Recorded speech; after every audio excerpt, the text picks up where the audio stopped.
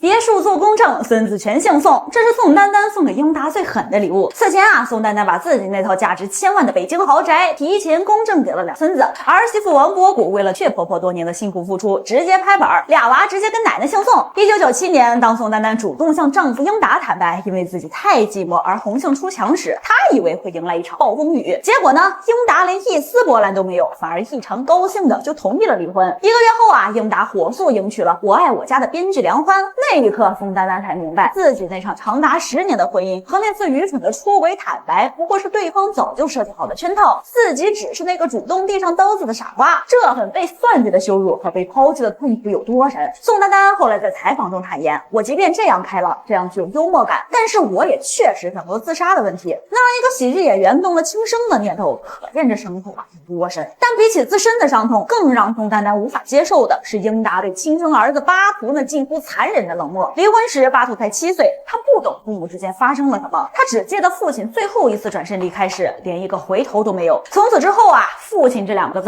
在他的生命里就变成了一个遥远而模糊的符号。11岁那年，巴图鼓起勇气想给爸爸打个电话，听听他的声音。结果呢，英达直接拒绝给电话号码，理由是离婚了就不要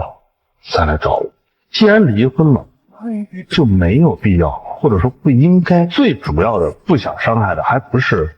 我现在的妻子，而是我现在的孩子。爷爷英若成去世，13岁的巴图作为长孙想去送爷爷最后一程，结果呢，亲生父亲英达竟然以不姓英、没资格为由将他拒之门外。与此同时啊，媒体上却铺天盖地的报道着英达如何父爱如山的新闻。只不过那个被他捧在手心的儿子不是巴图，而是他和梁欢所生的小儿子英如迪。英如迪刚出生，英达就兴奋的像是第一次当爹。他为小儿子请来全中国最好的钢琴老师，为了小儿子打冰球的梦想，他不惜全家移民美国，甚至贷款也要支持。这番话不仅将巴图彻底排除在了他的生命之外，更是连巴图作为他儿子的身份都间接否认了。巴图是你大儿子对啊，他叫英巴图。这个咱们先存疑，现在人家就叫巴图，这个英字儿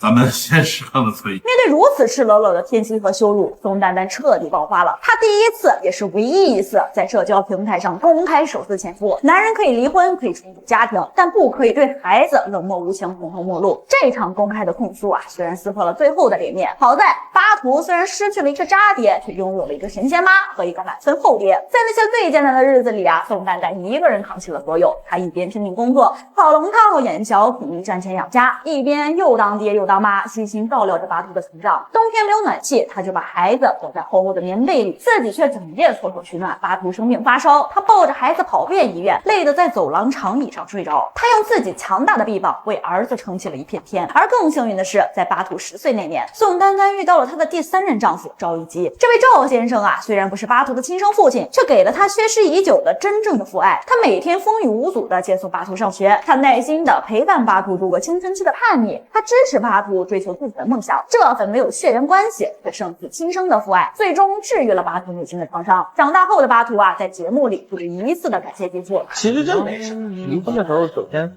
我没有那么没有那么有事儿感，然后又有新的家庭，然后其实这方面也不算不坚持，其实真的是这样。虽然是继父，但是在我的成长过程中，给予了我很多